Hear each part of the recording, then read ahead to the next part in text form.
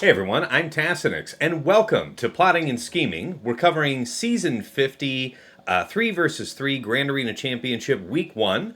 I am joined here by my hosts, Dagger, TJ, and Sasha Isha. And before we get all kicked off here, I just wanted to mention, due to popular request, this podcast has been uploaded to Spotify and Google Podcasts, which means it's also shared to YouTube podcasts. I'm still working on the Apple end of things. Apple is, difficult. It always is. But eventually, hopefully I'll get it on there. But wherever you enjoy consuming podcasts, we're trying to make it available to you. So anyways, guys, how you doing? Doing great. Doing fantastic. Living the actual dream. It is Minnesota, and it is damn near 50 outside. And it's February. Oh, yeah. Yeah. Good GAC, feel like shit. Carry on. Yeah, I've got a head cold. My head is actually pounding. I have a hot mug of tea here that I'm going to work through. But the show must go on. The people must get what the people deserve. So, without further ado, gentlemen, let's dig right into the meat potatoes, yeah? What worked this week? Dagger, usually you've got... No, wait, do we start off with what didn't work? God, I have a... No, it's always what worked, buddy. What does work. Yeah, we always start with what yeah. works. Man. No, don't worry. This is definitely our very first take it, trying to get this to work, and we're just not doing another one. Like, I swear to God, I didn't have this like 2 minutes ago, but when you have that twang little pain, like when you have the headache just Tassinix wants to be like TJ, so because TJ's sick, Tassinix wants to be sick too. I feel like he's just biting on doorknobs, right, Tass? He's like, I have COVID test. Like, yeah, well, I feel worse. Not at all. I'm just literally saying I got a headache. He just got it because I said it. That's right. You tell him. Mm-hmm. All right. Well, anyways, guys, what worked? Let's go ahead and start off with Dagger. So, you usually go pretty efficient. Let's hear about it. Well, yeah. So this first week of threes, I don't think anyone's going to be too surprised to know that efficiency wasn't really the name of the game this week. It was, can you actually slog through this shit? I learned pretty early on that if you don't put both Gideons on DTMG, it is kind of susceptible to Night Sisters, because they just farm zombie and kill themselves with Plague. But if you have the other Gideon there for the heal and the extra offense, oh man, it's just over really fast. Now, are you saying that closes out Night Sisters, though? I'm saying I've took in Night Sisters and they killed Zombie twice and then Marin before I got a turn.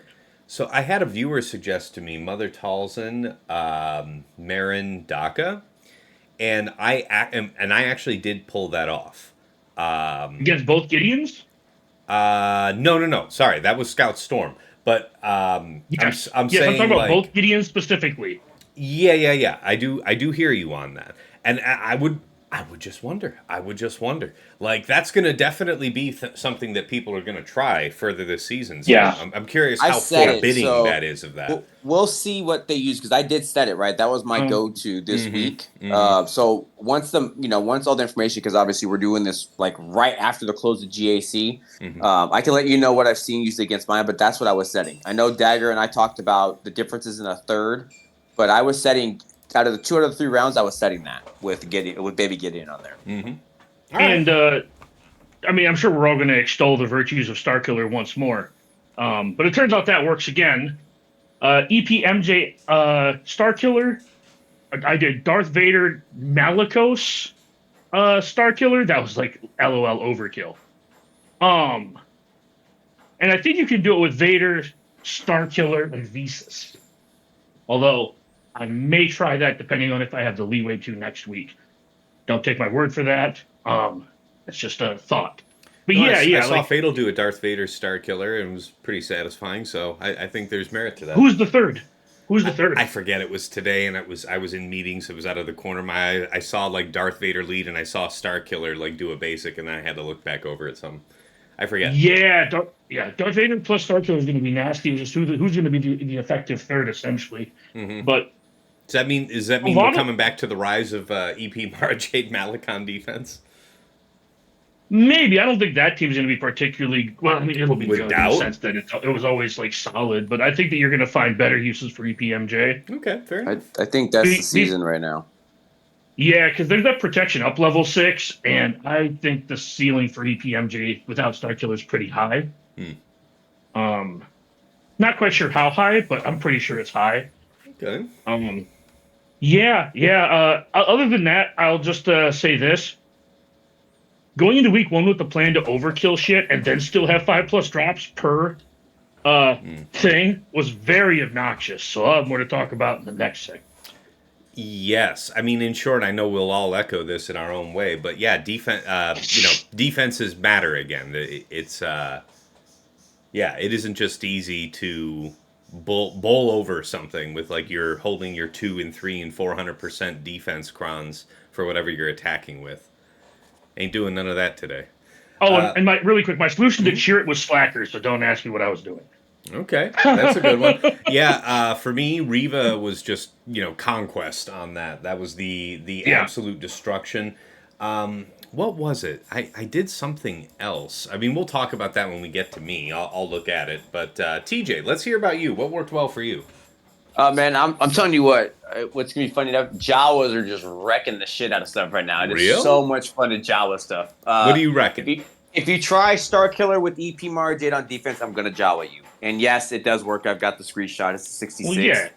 Well, yeah. But just want to say, all these things, right? If you try this Maul with, I'm gonna put ISC and Gar on defense. People tried that shit. I'm gonna Jawa you, and that's gonna work. You can nest that. That team but really but it's fun to use your Jawas, right? Having a I'm not disagreeing. Yeah, but it's just from a macro perspective, I'm trying to help our people listening. Don't do that. So, but it's like, but if you have Jawas with the cron, Jawas actually do kill stuff right now, and it's holding pretty strong in what you would think would be solid B teams. So just be on the lookout that Jawas are a good thing right now, and don't put them on defense. Stop putting these damn things on defense. Well, Go have fun on offense. State it real clear for the folks at home what the requirements are when you say the Jawas. I have a relic. I have 2 relic 7s, so I'll say that with a relic 5, and I'm killing R9 full EP Marjade Star Killer teams. I kill full R9 Maul, Gar, and ISC, trim to the brim, creme de la creme setups, and they all died with my meager. I have some Jawas. Mm-hmm. That was the requirement. Fun, super fun. They just fade away. Jawas are out here doing Utini bitches all day. Mm-hmm. Other things that worked, it's pretty standard right now. So this is kind of like my testing week. I'll go more into what didn't work on some things I was trying. A lot of GL solos. Obviously, the other things we know that were working, like people were setting Jabba a couple times on me. Still taking Afra with both of the Omis on the droids. It's still doing its job. Are you fighting people that have the proper tenacity set up on Chrysanthemum? Yeah. And I'm you are fighting still Paw Patrol. Yeah, I'm not fighting non. It doesn't matter. Yeah. No offense meant, but yeah, no. I'm just curious because that getting resisted sucks. I hate to say this. I'm going to say this once, and Task, don't let this go to your head. I think just from the way that my fights play out in 3v3, if my Afro was R9, I'd never lose that fight. That's pretty fair, yeah. Because if you could survive the opening, like 3 shots, right? Yeah. I'll give it 3 turns. Boom, boom, boom. If your Afro is still alive, 99%, there's no reason you're not winning. If you understand the datacron and when you're going to basic, like you may just need to not open with just, we'll call it the Heinzie, right? Not just push a special. You may just need to use a basic first. As long as you understand what you're looking at and where the cooldowns and stuff are, I'm just fine. Mm-hmm. And this is with BT1 and 000. You're not swapping in B2 to guarantee a turn. Just the standard. I am prefacing, I do have my Omis in place, but I don't really think that matters. Mm-hmm. As long as you have the datacron. The Trip 0 one does really help, though. Okay, there you go. But like I said, if you get past your 3rd or 4th turn, Afra feels just fine, man. If they target your Afra, and that's why I think Dagger talks about R9, if they target your Afra and your Afra blows up, you lose. It's pretty simple. Yeah. If she doesn't, you win. Yeah, and she doesn't really get, like, the condition for her to be blown up is Chrysanthemum resisting and then putting the debuff on. No, it's boost hard targeting her. No, it's hard targeting her. Right. If they hard target your Afra, you lose. But if you're an R9, to Dagger's point, you should be thick enough and built well enough that she should be able to take that one big bang or one big bomb when it goes off, and then you win. Mm-hmm. Yeah, so I put a prop triangle on her to start 3v3 That's a this good one. week. Yeah, that's a good idea. And it's been really nice. And I got really close to dead in one of my fights versus Jabba. And I think right now it's fine, but I think after all the crons are gone, I'm pretty sure I'm going to want to R9. But anyways, Yeah, AJ, I'm I could see that. I could see the effort put in there. And Dagger prefaced all this by telling me to not have it go to my head, because it's not because I'm going to sit here and say I told you so. But the amount of shit that you gave me at the time for doing it, and I had great reasons for it. It was a terrible idea then, and this was not your reason for doing it. No, it was not. It was not. It was not. I had different reasons. I'm gonna I just want to kill it off with the other things that still worked, right? Yeah. Go. Sorry. No, keep I know, talking. but the one thing I will forgive Dagger on is I think Dagger has a really great call out. So I think that really needs to be added in with the asterisk, right? Because obviously there's a chance to lose that really is mitigated with Dagger's suggestion. All right, so other things that worked. Everything else that we're going to know works. The one I'm playing with right now and having a lot of fun using is Bam Han Chewy. Somebody put BKM on me. I wouldn't call this optimized because they split. Paz wasn't on the team, but they put BKM. I made a poopy and forgot all about the bonus turn. So I had a fresh BKM I had to kill, and Bam Han Chewy just destroyed it. And that was with Paz and Sabine. So I saw what he was trying to do, but Bam Han Chewy don't care. They don't play that, and they'll take your damn lunch money. So that was awesome. That worked. Other things that worked: GLs were soloing stuff, and then playing with your scoundrels. I was having a lot of fun playing with the scoundrel crons and killing stuff. Nothing that's worth mentioning, but it is fun right now that the data crons are in effect with their scoundrel setups and the buffs from the 5%, and then 100% turn meter. All these are doing good things as well. All right, great, nice summary there. Yeah, there's a lot of stuff. Sasha, how about you? What worked this week? It was a good week. It went pretty smooth. I went 3-0, so I had more work for me than didn't. Stuff that stood out. I did have some interesting work lessons when we get there, but stuff that stood out for me, more sort of along the edges, in that there was like, I actually found a couple of really good uses for Bosk Grief Mando. Now that there's no longer sort of, gosh, I've got to preserve my grief just in case. Like, I can't use grief at lower front wall because who knows if I need it for an LB in the back. The days of that seem to be gone. With BKM here, and both with the Scoundrel Cron that has a level 6 100% turn meter and reset cooldown on basic. That Boss Grief Mando is just really effective at getting a ton of turns in early to generate contract, and is able to take out a decent amount of clubs. Like I had a couple of even Hondo squads, where Hondo's able to get the handcuffs out early, but regardless of who he went for, I was able to get enough turns, kind of control the situation. So that was a good squad on offense. Yeah. Do you have, or did you get to use the OG Mando Cron? I had it, but I had it purposed elsewhere. It was one of the 2 or 3 that I had that had the right level 3. So I had it on my Ray or something. Did you use it, Dagger? Get any learnings off of it? No, I don't. I didn't have it this last week, but I have it this week, and I was curious if you had used it because figure out where to apply that data cron is going to be really interesting. Yeah, it certainly has potential. I don't know that I would put that above the Scoundrel 100% turn meter on basic, because of the amount of turns that you can generate, and particularly with that comp, those 3. You also have Frenzy on Boss. That you're progressing on contracts so quickly that it would be nice to have Mando get the extra turn meter, but I don't think it's necessary. I mean, I guess it depends on perhaps the matchup, but I found it. The 100% turn meter, that level 6 Scoundrel Cron, great. Then another, which is just like a super oldie but a very versatile goodie, is I kept in each of my 3 matches DR, BSF, Malik on offense, and this guy's just do so much. It could be a Seer Malikos, it could be there are just a variety of different options where like it still works really well. And in one efficiency match, I did happen to have one efficiency match in my last match, and I didn't end up doing this because I didn't need to, but I kept thinking, hey, if I have to, I'm holding my Malik on offense. And there were, I actually had looked at using Malik as like as a solo against a Sortie GG Droideka, just because again I was holding him on offense. I didn't use it. I went full DR BSF Malik, which got a 56, and I didn't, so I didn't need to short squad that. But and then the last thing I'll add is actually just solely echoing TJ, like. Jawas had a place and a purpose. Like it was pretty fun for me. I did not use him against the Star Killer squad, but I used him against a very solid 2R and R9 on a Hera Captain Wreck Kanan squad.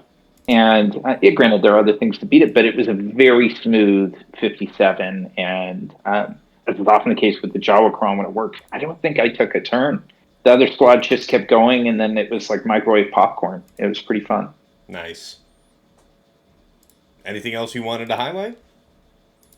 No. I think that's it for now. I've got some stuff on defense and certainly interesting stuff on didn't work too. But go for it. One quick note. One quick note before you go. Just and you guys maybe speak on this too. I just want to make this really quick. I fought 2 different Lord Vader comps. This week. Lord Vader, Sortie, Maul. That team still dives the bow. Don't set it. And then Darth Vader, Shore, and Lord Vader. That team also died to bow, both for max banners. Don't get cute. This Bocron overpowers the team. Mm-hmm. I will concur. They didn't have Maul, but it didn't matter. It doesn't matter. Don't bother. As someone who has doggedly kept Lord Vader on defense season after season, the writing's on the wall. He ain't great right now. He ain't good right now. He's not. You got 4 months of. You got 4 months of just don't do it. Don't bother. I faced the Russian streamer used to be RMZO. I think he changed his account name to Swim Kid, but he's kind of moved around. But he streams. He's a really good player. Mm-hmm. He set a creative comp on me that was EPMJ LV with the Doubt Cron. Mm-hmm. And so EP and MJ, like granted, I could take one of them out if I was going to use BKM. I had BKM purposed elsewhere on that. It just turned out it was vulnerable to just like an LV and a couple of tanks, because his LV didn't have a lead, have its usual lead. And if you use your own LV, you've got thoughts out there. They have no turn meter train because they can't game turn meter. So it was an interesting comp. It just also happened to have a readily available solution. Interesting, though. I'll keep that in mind. Zio is actually one of my very favorites to watch. I love how he does more with less. So totally. Super into that. All right, what worked for me this week? Let's see here. The first round, I got matched against our friend Absolution. So he's one of our friends in Erodium. Yeah. And that one was quick. Relatively, like still 2 hours. But DTMG... News at 11 takes task 2 hours to kill. 9 million account? Yeah. So DTMG Storm Scout. Obviously, I had Saw Chirrut Bays down for week 1. And, against DTMG Storm Scout, Radis, Jin, SRP... with a set 12 stacking offense cron, got the job done for 55 banners. Wow. That same fight I bungled the very next fight, but still, I think it still works. Most important of all is like if you have the same decision that I did, where your Radis just went. Now Jin is immediately following, and you could do that turn pass back to him to get closer to the ultimate. And he's at like 0 TM, so it's a great value, yada yada. Man, wouldn't you know it that they focus Radis down right after that, then Jin gets a turn and could have brought him back, right? So just hold on to that. Don't use it to move the fight along. You just got to hold it just in case. That's, that goes more... To your point, I tried that same fight after I lost with Night Sisters. and they dispelled SRP. SRP didn't get to go. Mm-hmm. They killed Radis, and then they killed Jin, and then I guess I could taunt with my SRP. Mm-hmm. Yeah, I hear that. Yeah, it might work, but I wouldn't put any money on that. Mm-hmm. Shout out to TJ on this one. Heracrex Kanan saw it only once this week, but Chirpa, Wicket, Nisa, even without an Ewok cron, devoured it easily, 57. Let's see here. Akbar, Leia Han, Old Ben, Hondo, and Cal. So I had Brilliant Randy drop in and hang out on stream for that round. And Old Ben and Hondo is an old favorite for a lot of folks on threes. I usually have Hondo on defense, but I had him this round. And it was Randy's suggestion to take in Cal, and Cal was amazing, man. Cal added so much longevity to Old Ben. And then once Old Ben was gone, there was never a doubt that the two of them were going to survive the whole fight. So, really enjoyed that. Let's see. What else was there?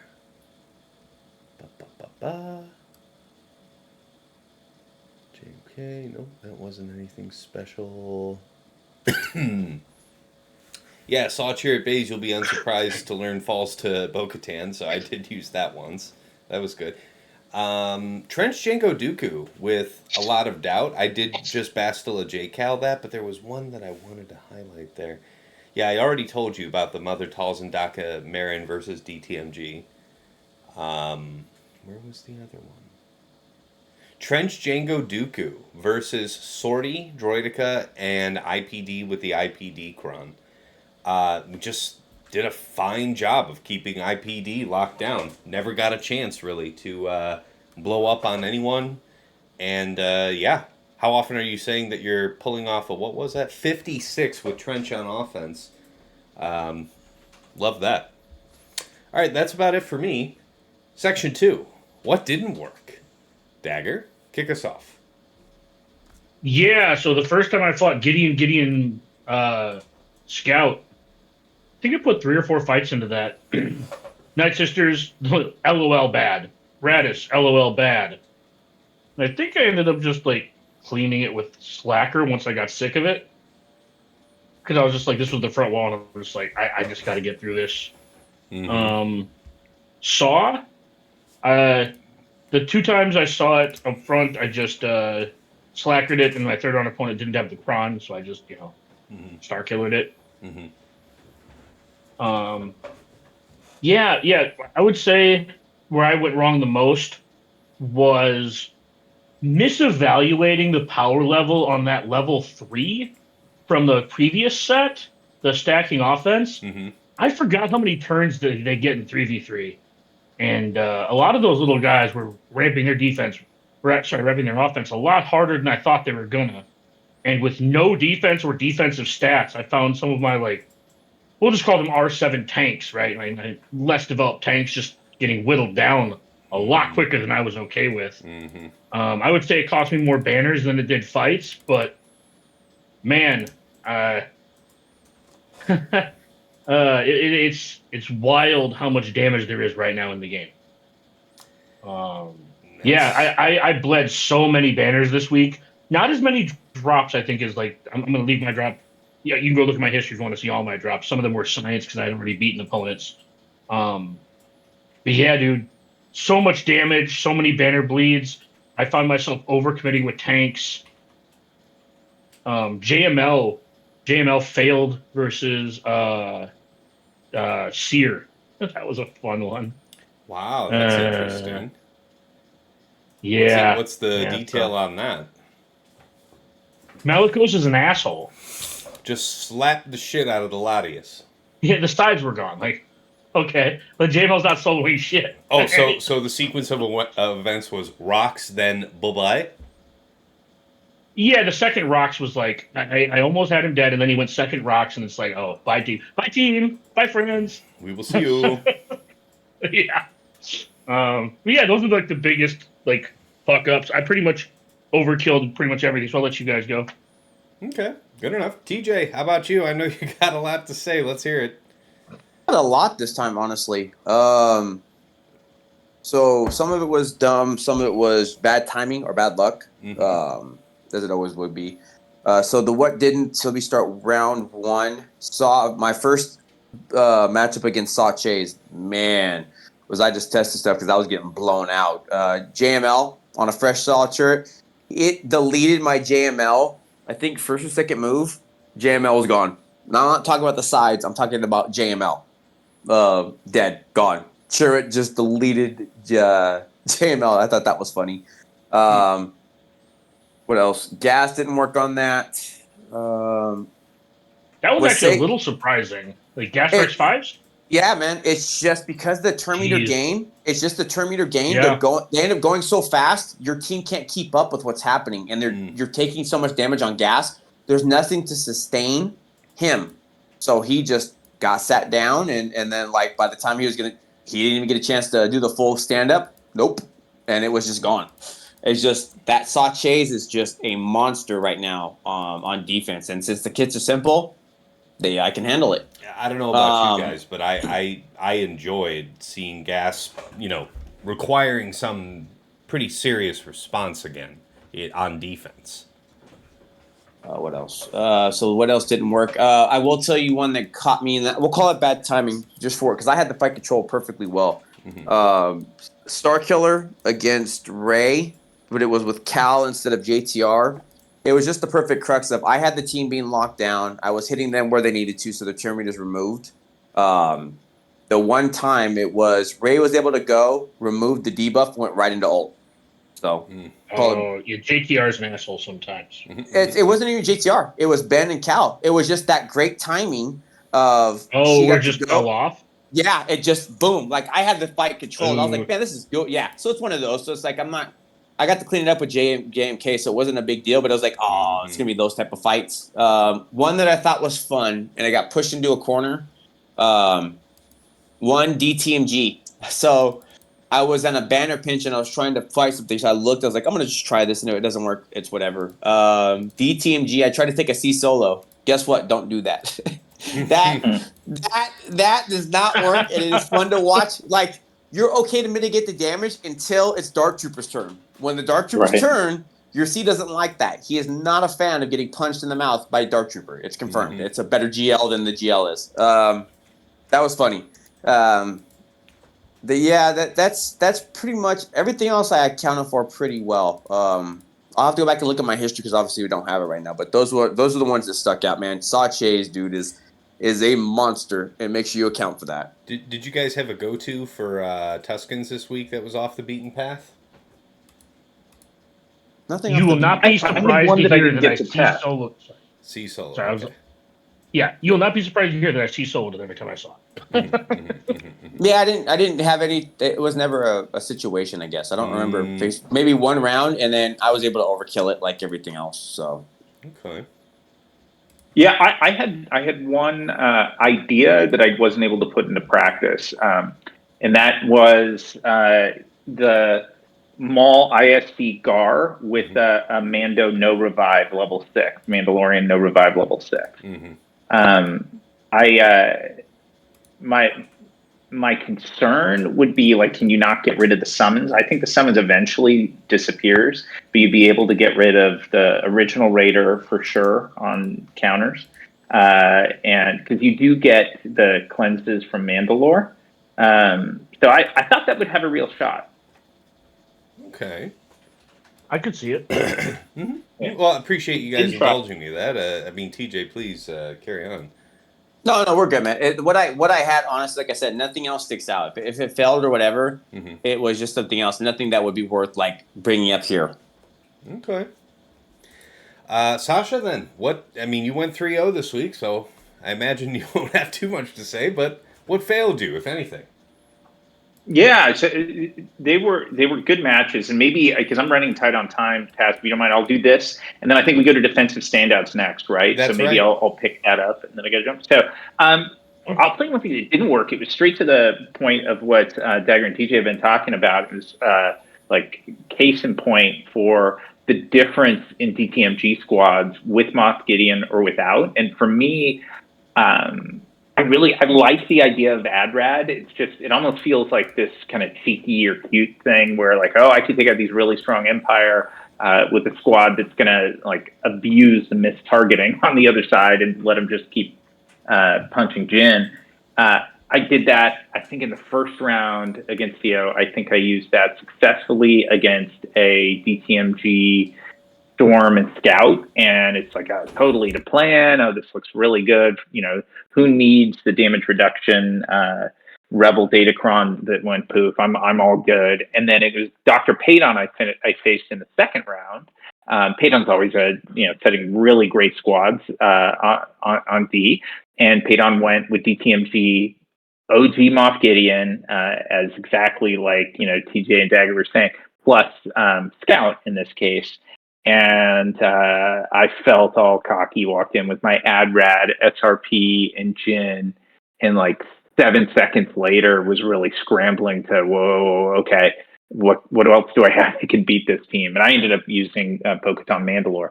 But it was that learning that, AdRad has its limits, and that limit seems to come in that kind of delineation of DTMG squads between whether you include Moff Gideon or you don't. If you include OG MG, they're fearsome. And like TJ was saying, that Dark Trooper just wallops. Man, I just had something I wanted to ask you, but I forgot. Damn, something you were just saying. Well, I hope it comes back to me. But that is interesting. Did you are you so pressed that you need to talk about your standout defense right now, or can you wait till I cover my stuff? Now you do yours, and then if you don't mind, I'll start when we flip over. Yeah, we'll ping right back off you. You'll be the inflection point for the next segment.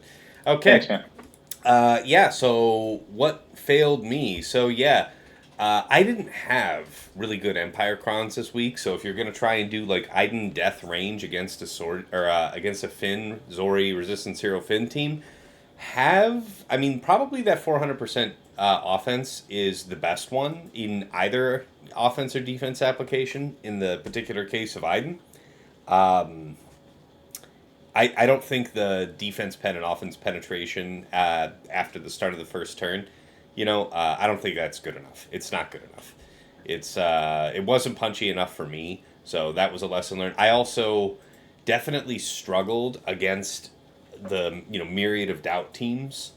I was pleased to see though that stuff could still get wamped like a random GG team, but I failed with Traya, Nihilus, and Scion on Iden this week. Iden was once again my bane, as is tradition. EP Mara Jade Starkiller worked for me in round 2, and then just got devoured in round 3. Again, like Iden Shore in range, so it's just like they opened up on Mara Jade, and she did pretty well actually. She only had about 60% of her protection eaten, and then she was otherwise okay. But then they turned their attention to EP, and it's just a couple, he took a straight basic from Iden and a couple other hits, just 30% health casually, no protection, just barely hanging on. Haven't gotten to his first turn yet. Hadn't gotten to anybody's turn yet. So, yeah, that was great. Wouldn't recommend that experience. I was reminded about the stupidity of using Old Republic Jedi with JKL lead, because I was thinking about the mechanics of the characters and how it would help me control what was on the enemy team. That was a Rex Crex 5s. But yeah, not being able to follow along with the scheduled plan of using JKL's leadership was that doomed me there on that one.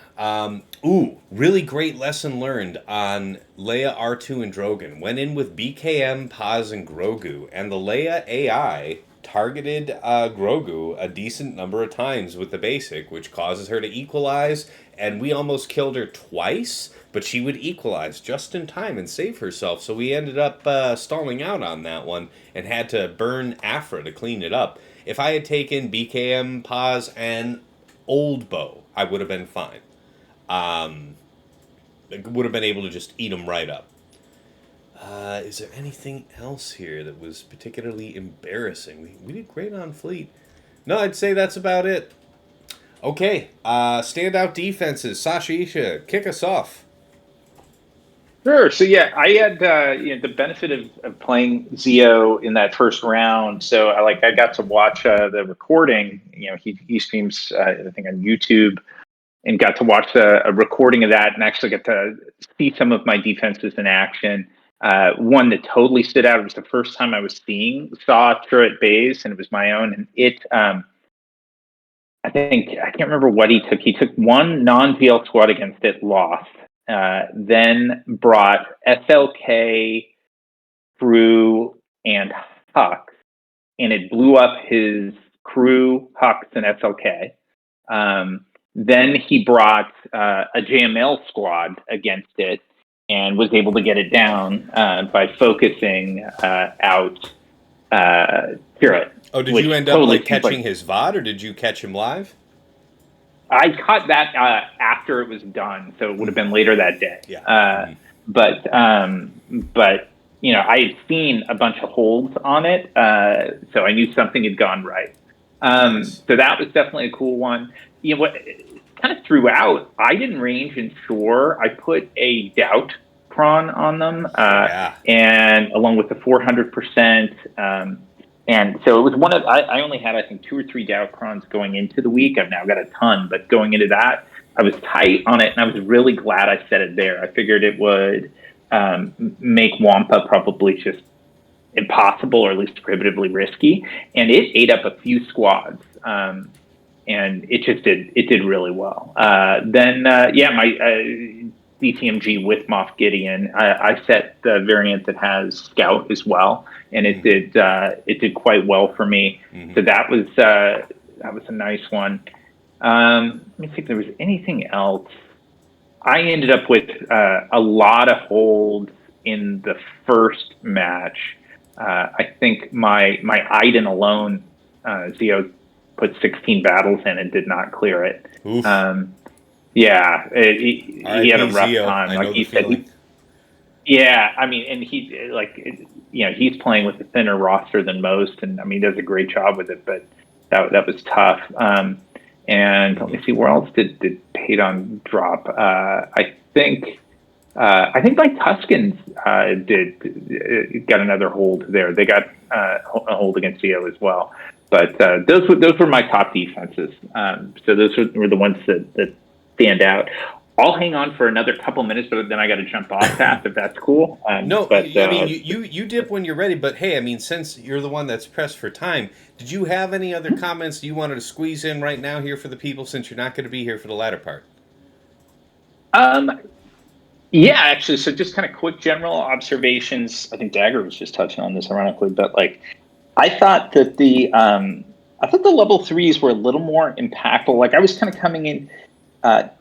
And I've got a lot more learnings. I still don't know, in most cases, which counters were used against my squads, but I was maybe a little underwhelmed with the impact of the stats on set 13 Datacrons, but really impressed with the impact, particularly of Doubt as a game changer. On just so many squads have turn meter dynamics, or have really some dependency on protection regen, and Doubt, particularly in a 3v3 where if it's being triggered enough, it's sooner or later the whole opposing squad has Doubt and it's locked. That's not easy to deal with. So I was impressed with the impact of Doubt. I was not overwhelmed with the level 3 on light side. I think it's the best level 3 that's out there for light side, but the one that gives 50% prot up. In most cases, it was a game delayer rather than a game changer, was my experience. And I'm still open to learning more on it. But those were the big observations. And then a lot of the theme that we've been talking about, I think the right DTMG squad is beastie, and is you got to come correct on it. And the soft Chirrut Bays, when that squad is really well set up, I guess the last thing I'll drop is I got from Territory War rewards enough materials for one more Relic 9. I put it on base. Just for the soft Chirrut Bays, because he's a good tank regardless, pre-con and everything. But the fact that you can jack his health up, and he shares 20% of his health with Chirrut, that Chirrut with the right data cron just hits like a friggin' truck. Like I said, I mean, I got to watch a video of it blowing up a like really good slacker squad, and like it can take a GL. So that was that. Those were my main impressions. I think it's a really good, healthy state of the game. Yeah. No, it is good. All right. Well, I mean, yeah, by all means, feel free to stay with us here and keep chatting as long as you've got the time. But I'm glad we got those comments in. Let's rotate back around to Dagger here about your standout defenses. So what did well for you this week? You there, bud? Got your mic on mute. I don't know if you're tied up. Let's rotate maybe to TJ and come back to Dagger. Oh, that's fine. That's fine. By hook or by crook, we'll get this done. Yep. So, surprisingly enough, round 1, my saw-based trick got hit twice. Nobody died, didn't play. So I don't know if it's standout defense because that was the standout defense. Literally 10 banners and it was done, which is fair. No, I'm really likes threes. Round 3 though against AME, so it's a great opponent, Call Patrol, great player. What stood out for me honestly is the doubt and ships. So, what got me the holds I needed to be able to get the win were Malgus. So Malgus with doubt. And then I was trying to go through the other teams on my stuff because obviously we don't have the history right now. The other one that got me a hold bottom front was DTMG. So that one right there. And it wasn't. What's funny is I don't know what he used, but who was dead was DTMG. So it was only Scout and Storm left alive. It's a fair statement. It's like I said, it's new for everybody, but that was just the standard comp, and that held just fine. And then what got me my win was ships. A hold on both my Leviathan and a hold on Malevolence is what got me the win because I should have actually technically lost the stuff I was trying. So I'll give it to ship RNG, but those were the big ones. Doubt is just the moneymaker, man. It messes with your entire game plan. It's true. Okay. All right. Dagger, is this a better time? We good to come back to you? Standout defenses? Yeah. I'm in Sasha's boat now where I'm up against it. So yeah. Defenses. Lord Vader. I fought two people who didn't have bows, so Lord Vader did okay. Yeah. Well, Leia continues to I won't say frustrate, but continues to rack up some holds here and there. I think because people are trying to go too cheap. I don't think it's necessarily because it's like, oh man, I can't beat Leia anymore, right? I think it's people are trying to like the Inquisitor thing doesn't really kind of works, right? Kind of, sorta. Like Reva Slacker would still work, right? Well, yeah, I was just talking about not Reva Slacker, Reva Starkiller. My bad.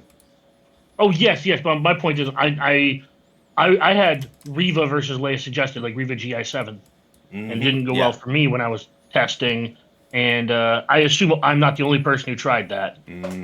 Other than that, I think like obviously it was touched on DTMG Saw. Man, I might try that Iden team you mentioned, Sasha, because it's such a mainstay for me on offense. Just because it like kind of just shits. What's one of those things that just kind of shit stains things. Like it turns out if you have a team like with Han and Chewie, right? If you get to go first, it's really easy to win generally. But yeah, not a whole lot of standout defenses. Just kind of drops, kind of like scattered across my board. You know what I mean? It's one of those where it's like just like myself, right? There wasn't one team I specifically like shit the bed against. It was I dropped everywhere. You know what I mean? Like, so yeah. And then if Sasha's still here, let him go first. But yeah, if I could go first on takeaways, or second if Sasha's still here.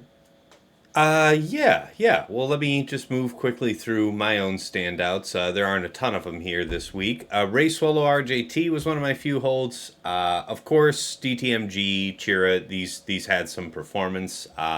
Everybody was kind of messing around with what we were going to do with that. I also had Tuscans get me the odd hold. So really, people are coming prepared for your GL. So it's a lot of B teams had good results this week for most people. But the other one that did well for me was good old reliable DR BSF and Fast Malik. God bless. That one actually got a hold on Cyrus, so I'll put that feather in my cap and take the L with it. But okay. That's enough out of me. Let's rotate here to Dagger then on takeaways. So what we're taking away from week 1 and looking to apply here going into week 2. Yeah. So as mentioned a couple of times, if your opponent has bow, just hold Lord Vader. They don't be dumb. Don't set Maul. It gets Jawas or nested. Like, don't do it. It's dumb. Don't split your DTMG and Baby Gideon unless you're okay with your opponent being able to cheese the team.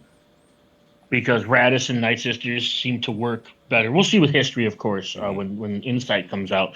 But yeah, like just our discussion here, the common denominator on being able to beat that team with something a lot cheaper boils down to, do you have both Gideons? And if the answer is no, yeah, and I think we're at I think to echo what Sasha said, I think we're at a spot now where at least DR is back on offense for the similar reasons I mentioned with it's the same reason Hondo's on offense for me, and Han is on offense, and Aiden's on offense. If you get to go first, right, your chances of winning go really high. And I think that, so what, right? So that's like, especially in 3v3, when you have to kill so many teams, it's like, all right, if I can just go first, I can mitigate a lot of what they're trying to do. So I think that's one of my biggest takeaways, is trying to find more teams or create more teams or cobble together more teams that are just capable of going first. That probably ends up with me holding more GLs and holding more, like I said, more Malgus, because he gets like the plus 80 speed from his unique, right? Yeah. Holding DR, right? What was that Aiden comp that you're looking that you want to set that Sasha mentioned? Range Storm. Range Storm. Yeah. Okay, yeah. That is whatever. It was sticking in my head because I was wondering if it was something I hadn't seen. But that is the one that I was seeing, surely. So, yeah. Yes. So it's basically like, especially in 3v3 when you have to kill so many teams, going first is such a game changer. And your GLs don't go as far, right? Because you have 8 GLs and 15 teams to beat, right? So even if you save all your GLs, you get to take about half their teams out, which means you still have to figure out how you're beating the other shit. So yeah, it's like Afra, Starkiller, DR, Malgus, Aiden, Han, Hondo, right? There's 7 more teams right there.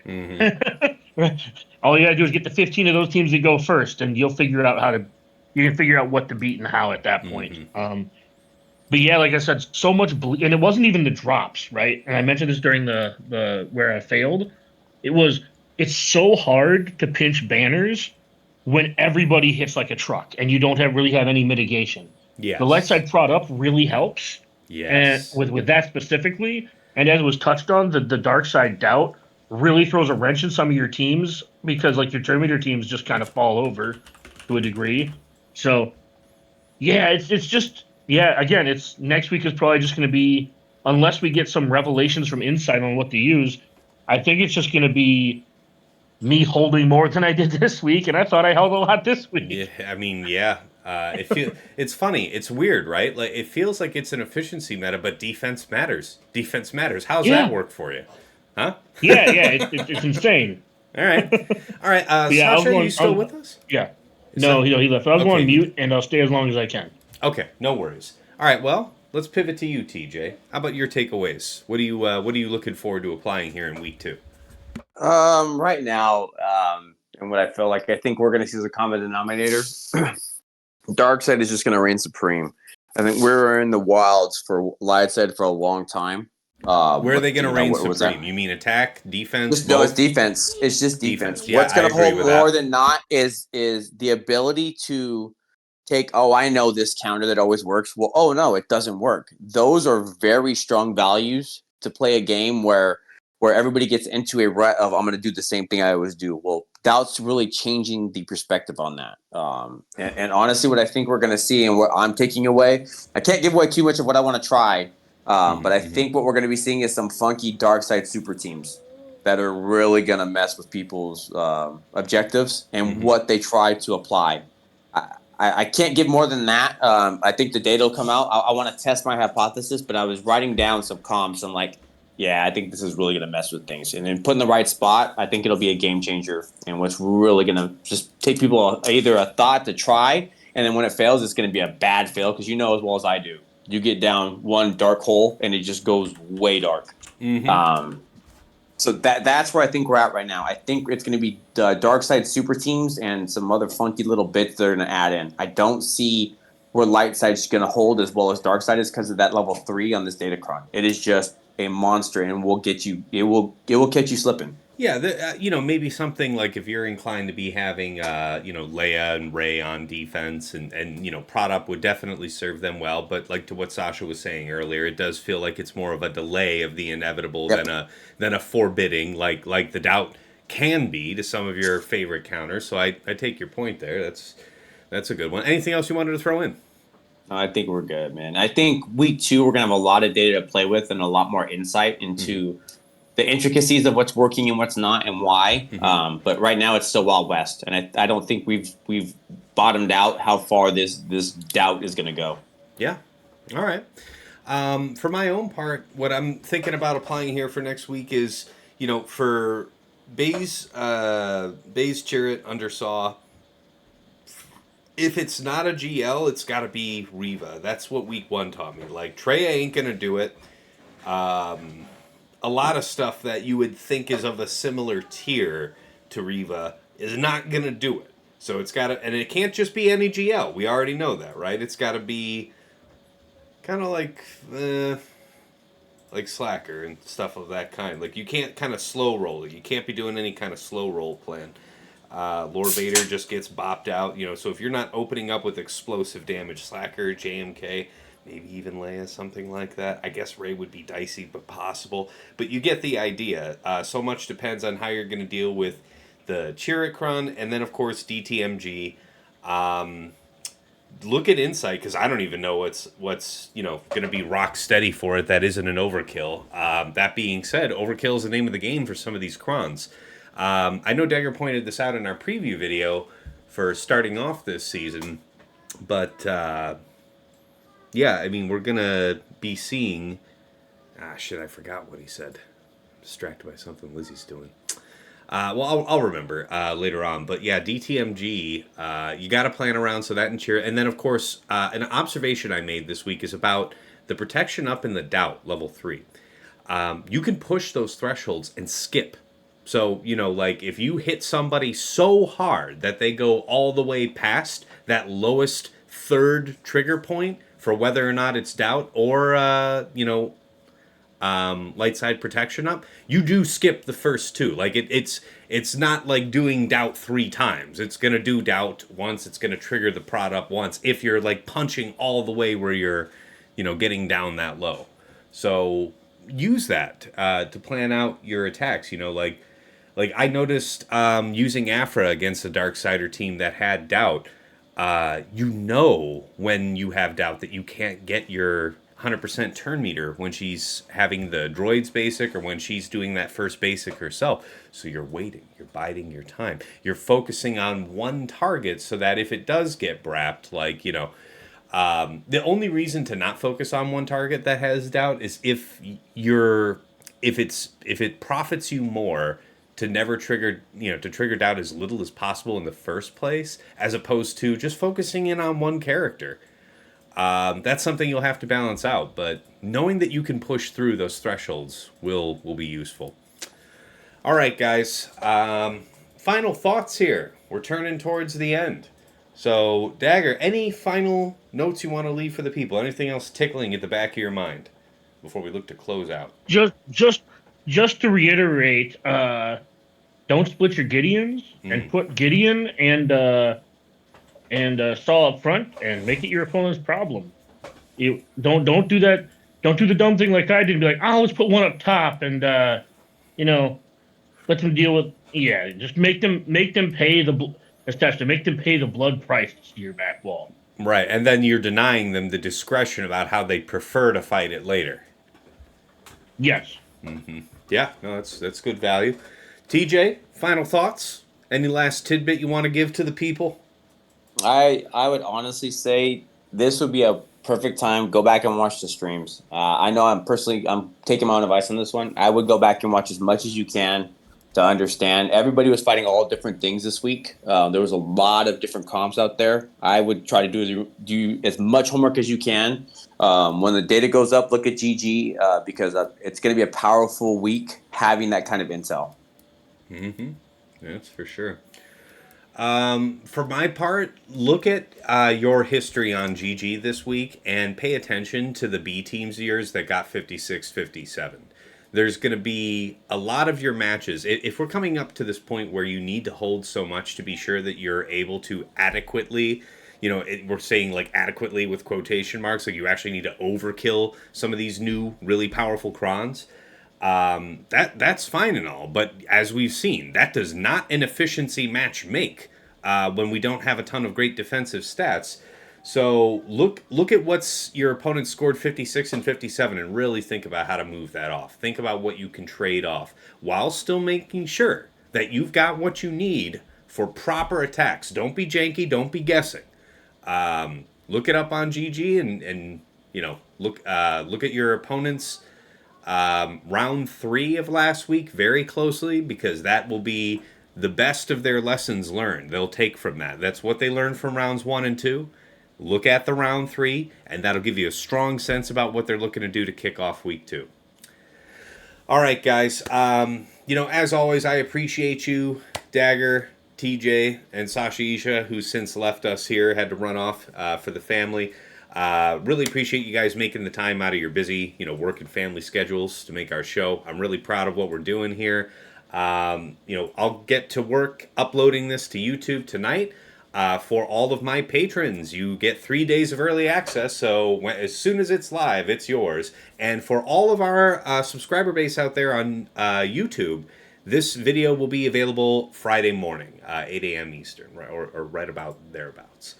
But anyways, guys, thank you for tuning in, and I look forward to all your feedback now, not only on YouTube, but through all the various, podcast sources. I'm really looking forward to it, and I appreciate you guys' interest.